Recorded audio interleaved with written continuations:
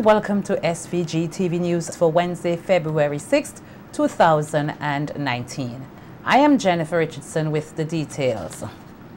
Non-communicable diseases such as diabetes are a cause of concern here in SVG, and the fiscal measures outlined in this year's budget is a step in the right direction to help reduce the number of persons getting diabetes. This is the position of Minister of Health Luke Brown during his contribution to the budget debate in Parliament last evening. In his presentation of the 2019 budget, Finance Minister Camila Gonsalves said the fiscal measures are designed to dissuade the excessive consumption of tobacco, alcohol, and artificially sweetened or sugar-added beverages, said to be contributing factors of diabetes.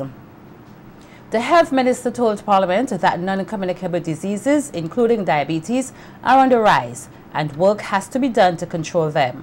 He said there is a provision within the budget for a capacity-building project geared at controlling diabetes and other non-communicable diseases. The Health Minister took the opportunity to highlight some troubling statistics relating to diabetes here in SVG. Here. It showed that 6,308 persons in our population reported that they had diabetes. This is a 70%, and the numbers are one thing.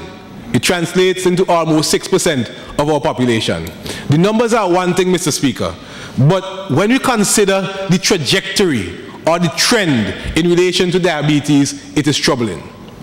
We see, for instance, that there was a 70% increase in the prevalence of this disease between 2001, when the immediately preceding census was taken, and 2012, when we had this census, Mr. Speaker.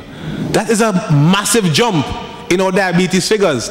Diabetes is second only, Mr. Speaker, to hypertension as in terms of prevalence for non-communicable diseases. That is something for us to pay attention to, and that is something for us to seek to address, including by this capacity building project. Minister Brown said there are 4 main risk factors associated with non-communicable diseases, and that 3 of these risk factors were targeted by the recently announced tax measures. Fiscal measures illustrate in convincing terms, beyond a shadow of a doubt, that the government is taking what has to be done in relation to non-communicable diseases seriously in this country. We have been able to, the taxes have gone up in relation to 3 of the risk factors. There are 4 risk factors. We have the use of tobacco, and there's going to be an increase in taxes on tobacco products. We have the use of alcohol, and there's going to be a tax as well on alcohol, and we have unhealthy diets in general, and there's going to be a tax on sugar-sweetened beverages which form part of an unhealthy diet. Mr. Speaker, we see that there will be some funds derived from those proposals, but the intent of those policies is not so much to raise funds for the government, Mr. Speaker, but it is to discourage certain practices. It is to discourage indulgence in harmful behavior. It is to encourage Vincentians to live healthier lifestyles. Brown said the Ministry of Health has identified the 4th risk factor relating to non-communicable diseases to be a lack of physical activity, and that the ministry is partnering with the Ministry of Tourism, Sports and Culture to develop programs geared toward creating more active citizens across the country. There's one other risk factor, one other prominent risk factor: physical inactivity. And physical inactivity is not receiving, Mr. Speaker, attention from our government through taxes or through fiscal measures, but it is receiving attention in various forms, including through the Sports Against Crime initiative, which was announced earlier in this budget. Mr. Speaker, and my basic contention on this matter is that there is sports against crime and there is also sports for health.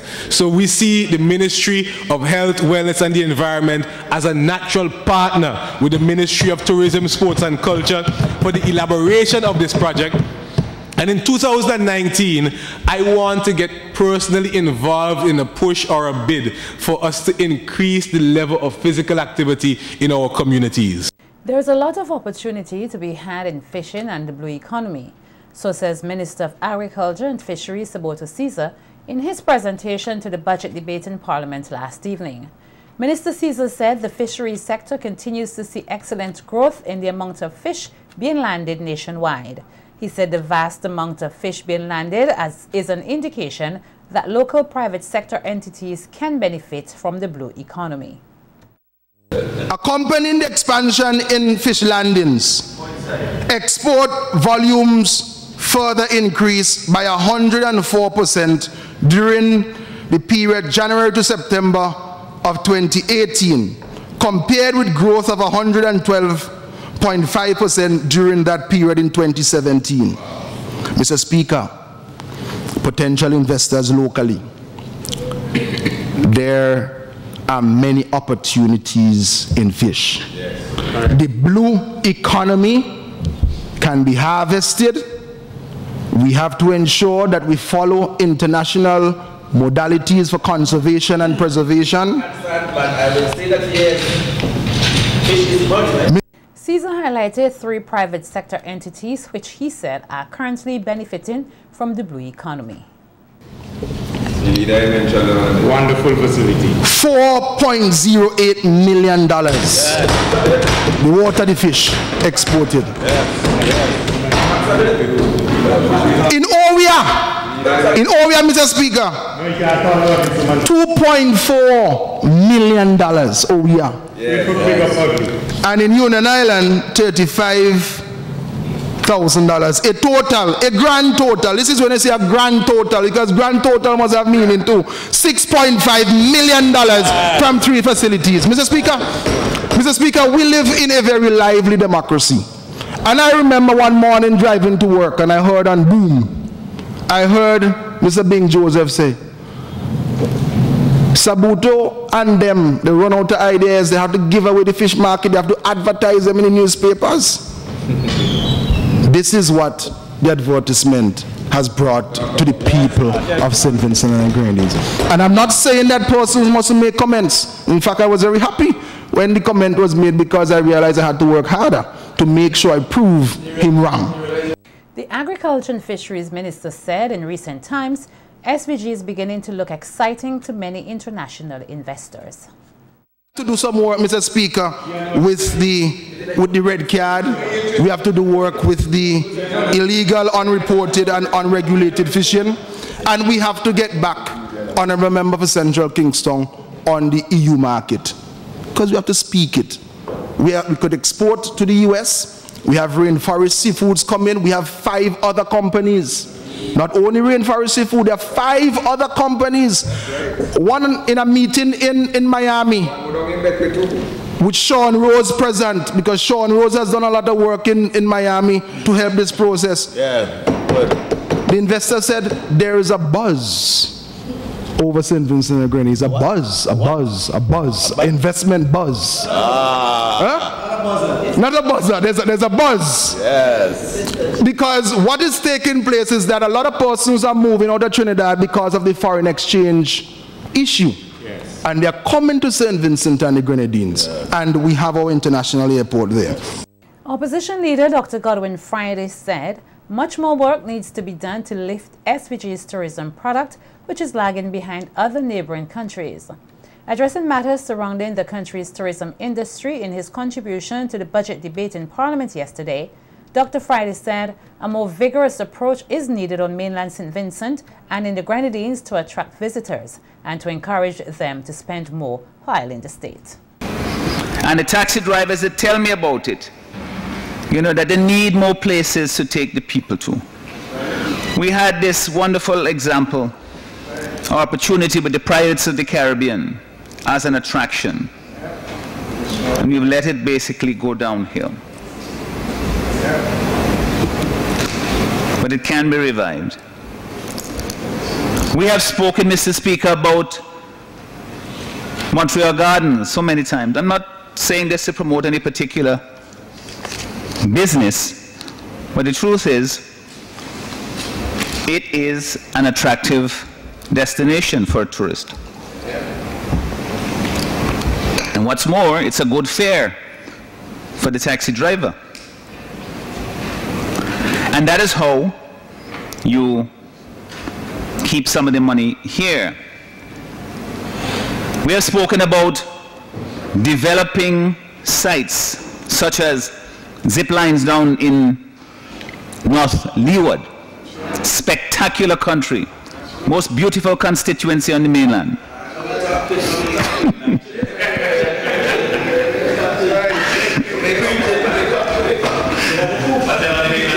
So, Mr. Speaker, these are things that we need to do in order to attract the tourists, first of all, but also when they come to make them leave a little thing with us, leave something with us. And we're not doing enough of it, obviously, because the figures show it.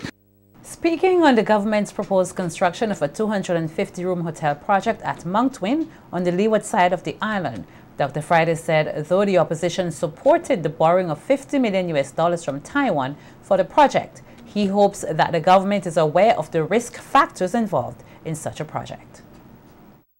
You look at what happened with Buckerman Bay, you know, they had lots of money. The judge says like a Ponzi scheme, money was flowing. They started out, so they're going to build a 21-room villa. And the money keep coming, so they added more, and it keep coming, and they added more until they had over 1,000 rooms, 1,900 rooms. So it's stronger. And it still went belly up. Recently, Mr. Speaker, in Trinidad, well, Tobago, the risk was made clear when Sandals suddenly pulled out of a large hotel project that was planned for Tobago. Government funded. Government funded. The project was planned on a similar principle to this. We don't know who. I mean, your internationally recognized brand is still a mystery to all of us. You may know, and members on the other side may know, but we don't. Noting that the government is yet to disclose which international brand will be managing the resort once up and running, Dr. Friday said it is important that the government is transparent on the matter to get the backing of all Vincentians. Yes, the bill that came to Parliament at the end of last year to raise the $50 million. We in the opposition, we raised a lot of concerns about the model, about government really getting involved in building a hotel. I mean, when I talk to people about it outside of this chamber, they say government shouldn't be involved in that. I mean, I'm talking about responsible people. But we listened to the minister. We voiced our reservations about the project. And we gave it our support. We supported the bill to raise the money. But it wasn't an unconditional support. Because, Mr. Speaker, we supported it because we wanted to see hotel development on the mainland, if possible. We supported the hotel project in principle, though we preferred it to see that there was a wholly private sector investment. All of us. It didn't support. But, Mr. Speaker, we can't go ahead with this project without the minister, the government, basically bringing the people and this honorable chamber on board.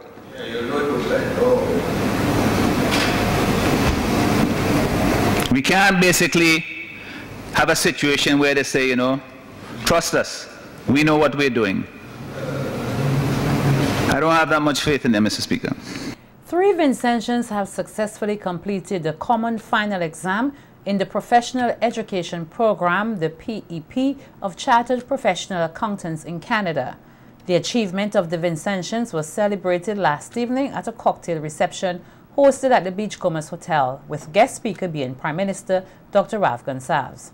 Larissa Pugsley tells us more in this report.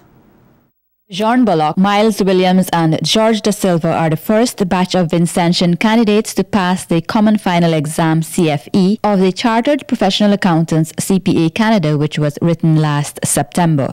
The 3 Vincentians are among 10 students from the Caribbean, namely Barbados and Bahamas, who completed a 2-year program and underwent a 3-day evaluation that assesses the competencies in becoming a Canadian Chartered Professional Accountant. At a cocktail reception held last evening at Beachcombers to celebrate the accomplishment of the 3 Vincentians, Vice President International of CPA Nancy Foran said, "The young men have advanced their profession to another level and are keeping abreast with economic changes taking place globally."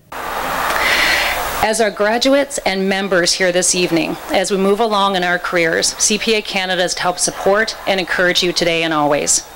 And one of the biggest benefits that the CPA profession can offer is a commitment to lifelong learning. By collaborating with employers and other stakeholders, our international accounting colleagues as well, we are able to work to ensure all of our members are equipped to meet the needs of the continually changing marketplace.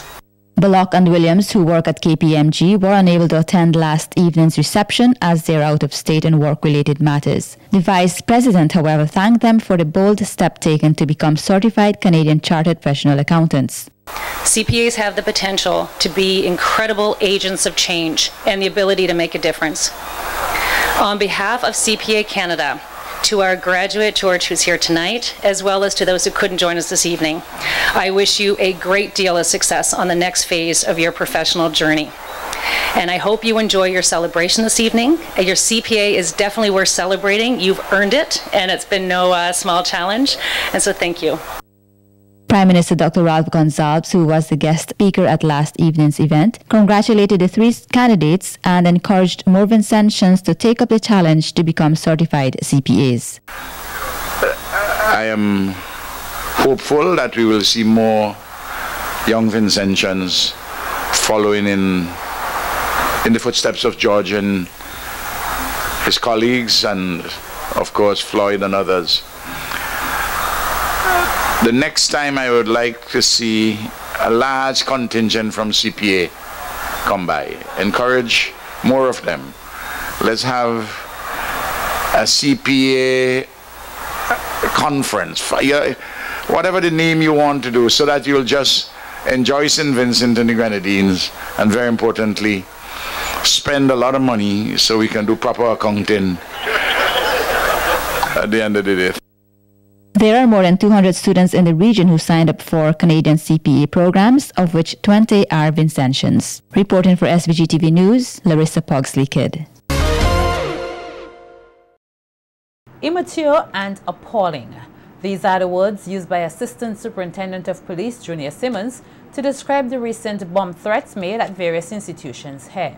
The most recent bomb scare resulted in the temporary disruption of the business operation at the First Caribbean International Bank, the Bank of SVG, and the General Employees Cooperative Credit Union. ESP Simmons said the members of the RSVG police force are well trained to handle such situations, as he explained some of the procedures which they execute when a threat is made. So it is not just the persons in the affected building who will be evacuated, but persons in the nearby buildings, just to ensure that persons are not injured. The building will be searched by officers who are trained in explosive ordnance devices.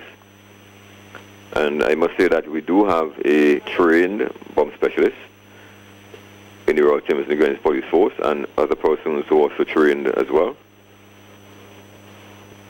Now, if nothing is found, then an hour clear will be given for the resumption of business activities. However, if unfortunately an explosive device is found, then all means will be utilized to contain and defuse that device. ASP Simmons said bomb threats can create a panic among members of the public and loss of revenue for businesses. He strongly advised persons to desist from such acts. It's calling on the person or persons who are responsible for the 2 recent bomb scares or bomb threats, and are in the practice of doing the same, to immediately desist from this practice. I've been calling or sending emails to businesses claiming that a bomb or bombs are planted in that particular building is immature dangerous, and very irresponsible. Bombs are what appears to be bombs, are not devices to play around with or make fun with. Bomb scares or bomb threats are not to be treated slightly. I want us all to play our role as citizens in helping to keep St. Vincent and the Grenadines safe for ourselves, our families, and visitors. The Assistant Superintendent of Police said such bomb threats are treated seriously by the police and highlighted what legal punishment one can face if caught. With threats to murder. This offense is an offense that is embedded in the Criminal Code of St. Vincent and the Grenadines, and Section 165, subsection 1 states, any person who maliciously sends, delivers, or utters, or directly or indirectly causes to be received, knowing the contents thereof, any letter, writing, or other documents threatening to kill or murder any person is guilty of an offense and is liable to imprisonment for 10 years.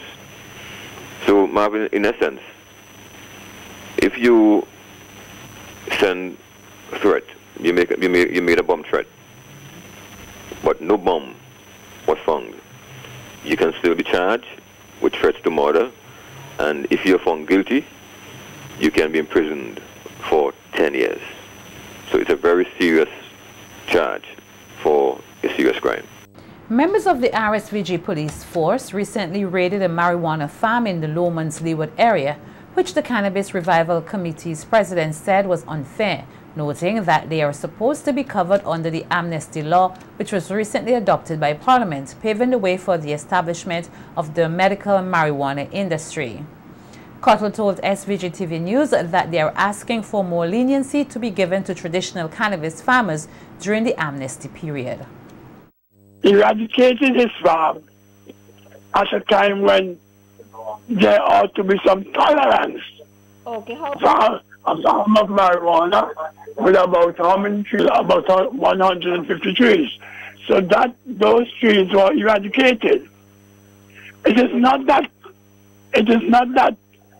the police were breaking the law by doing that eradication, and we are very well cognizant of that fact. But what we are saying is that if you are going to give an amnesty to cannabis growers, it makes no sense destroying or eradicating the very crops which are supposed to be delivered. Cottle said a delegation from the Cannabis Revival Committee requested a meeting with the police commissioner, which resulted in a fruitful discussion. He has decided, based on the discussions, he has decided to return the tools to their respective owners because some agricultural tools were seized in the process. But this has to be done through the CRC because of the fear of some growers that they may be arrested. They may be charged, arrested and charged. So we collected the tools this morning, and we have expressed, we are saying thank you to the police, to the commissioner for making this process so smooth. Cottle is reminding traditional cannabis growers that they must comply with the law, and if they are encountering any difficulty, they should contact the Cannabis Revival Committee, as it is the recognized body representing these farmers. The Ministry of Education, in collaboration with the Ministry of Culture and CDC, held its 18th Calypso Writing and Performance Symposium at the French's House yesterday. The Calypso Writing and Performance Symposium is to provide primary and secondary school students with knowledge on the history of Calypso, composition techniques, stagecraft, and vocal techniques. The symposium also seeks to develop the Calypso art form and the performances at the Junior Calypso Show. Cultural Officer Anthony Tibbles said in recent years they have impressed with the performances by the junior Calypsonians. I think that is attributable to the fact that persons are making an effort to sit down, write, not just the day before, and think through what they're trying to present. Because you are working in the junior program, you are not as easily led to sensualizing your work, but more trying to deliver a message of hope and a message of general positivity. Tibble said the soca segment of the Junior Calypso competition is usually hook line and encourages the youngsters to pay attention to some of the work of their seniors and to keep their message positive. Songs for your attention. Winston Soso had Raga Soca, and he spoke about being completely new and not understanding this idea of Raga Soca, but he's going to give it a try. And he developed a whole song, very wonderfully musical, very catchy. And then I'm going to pick on a friend of mine who is in the audience, Bomani, who very much more recently than Winston Soso did I Am Soca, and again crafted out a wonderful piece of work that stands the test of time. President of the Calypsonians Association, Earl Cabba Bennett, applauded those who started out at the junior level in the Calypso arena and are still doing a great job at the senior level. There are many persons have toiled in the vineyard, and those persons are to recognize. I know some persons, believe you me, they are far older. They are synonymous with Junior Calypso. I speak of persons like Sinclair Stevenson. You know him as Maggie. He has been there from time immemorial. In fact, my first interaction with Maggie is when he wrote for the Wilderness Junior Calypso champion, Chanel Mackenzie. She never lost in primary school, but she was a writer. Let's say it for Maggie. Let's say it for Wallace Christopher. There's a teacher from Greg, I don't know, I can't recall his name, but he has been there. All those persons are started. Hundreds of persons last weekend got the opportunity to witness the Milesezwe brothers perform in concert at the Russell Center. The three brothers did not disappoint as lead singer 11-year-old Zachary James entertained the audience with several of their songs.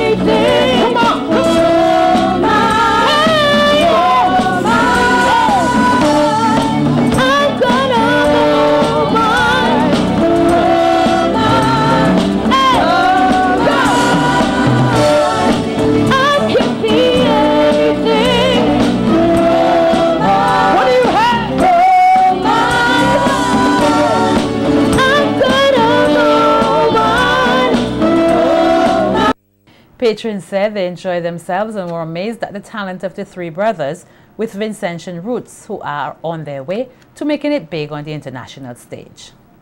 It was very entertaining and I enjoyed it a lot. It was amazing. It was great. It was great. Everything. The little boy Zachary, he was really, he was marvelous. He was out of this world. I just want to steal him. That's how good he is. Every bit of it. The whole show, yes. Very, very nice. Excellent. Excellent. It was great. Great show. It was very good. It was a very good, well put together show. It went very smoothly and everything. Very nice. The shows were very superb and a very excellent standard, international standard. The band was extremely tight. I was surprised and never seen them play before, but they were very tight. This is a show 5 stars.